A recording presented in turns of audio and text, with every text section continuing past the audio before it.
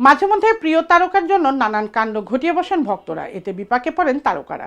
এবার বলিউডের most eligible bachelor Salman খানের সঙ্গে ঘটে গেল বিতর্করত এক ঘটনা।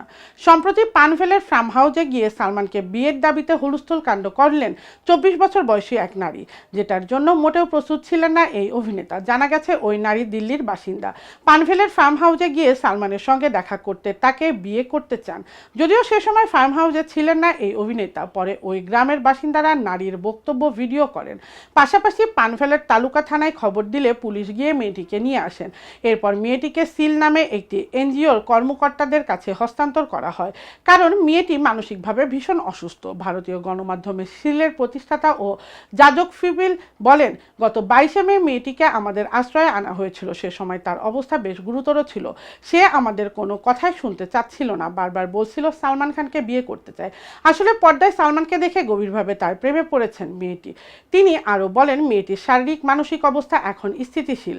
আমরা মেয়েটিকে কালামবেলির এমজিও হাসপাতালে ভর্তি করেছি। সেখানে তার মনোরোগের চিকিৎসা চলছে এবং মেয়েটির মাকে ডেকে আনা হয়েছে। মেয়েটির এমন কাণ্ডে উদ্বিগ্ন হয়ে পড়েছিল তার পরিবার, কারণ মেয়েটি একা পানভেলে গিয়েছিলেন। আমরা হাসপাতালে 8 দিন ধরে তার চিকিৎসা করেছি। এখন মেয়েটি ভালো আছেন এবং বাড়ি চলে যেতে পারবেন। সুস্থ হওয়ার পর নিজের কর্মকাণ্ড নিয়ে অনুতপ্ত হয়ে মেয়েটি বলেন, আমি ছোটবেলা থেকেই সালমানের সিনেমা দেখি। সরল মনে ভেবে নেই আমি তাকে বিয়ে করব।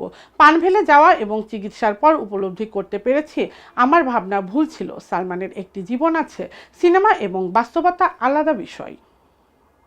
90-এর দশকে দেশে প্রায় 1250 সিনেমা হল ছিল। সেই সংখ্যা কমে দাঁড়িয়েছে 150-তে। এর মধ্যে প্রায় 60টি সিনেমা হল পুরোদমে সচল।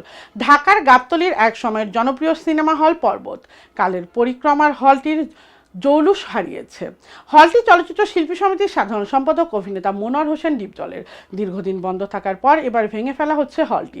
বিষয়টি নিশ্চিত করেছেন ডিপজল নিজেই। হল সংকটের এই সময়ে সম্প্রতি 64 জেলায় সিনেমার হল বানানোর ঘোষণা দিয়েছেন ডিপজল। জানিয়েছিলেন, কম খরচের দর্শক যেন হলে সিনেমা দেখতে পারে সেই পরিকল্পনা করে নির্মিত হবে হলগুলো।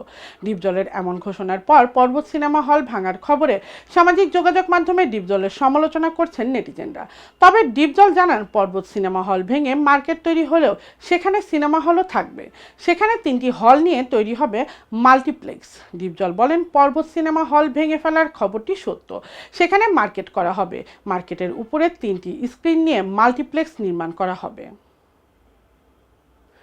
ঈদ উল ফিতরের মতো কোরবানির ঈদেও মুক্তির দৌড়ে ছিল 1 ডজন চলচ্চিত্র। ভক্তরা ভেবেছিলেন সাকিব খান, সিয়াম আহমেদ, আরিফিন শুভ, শরীফুল রাজের প্রতিদ্বন্দ্বিতায় বেশ জমে উঠবে এই ঈদও। কিন্তু তাদের সেই জল্পনায় ভাটা পড়ে গেল, কারণ একে একে মুক্তির দৌড় থেকে সরে যাচ্ছেন সিনেমাগুলো।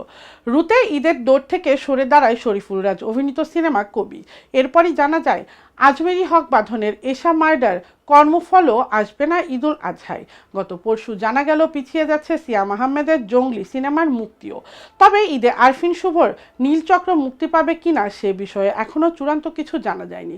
এদিকে সাকিব খানের তুফান এর টিচার ও গান পরপর বেশ সাড়া ফেলেছে দর্শক মহলে।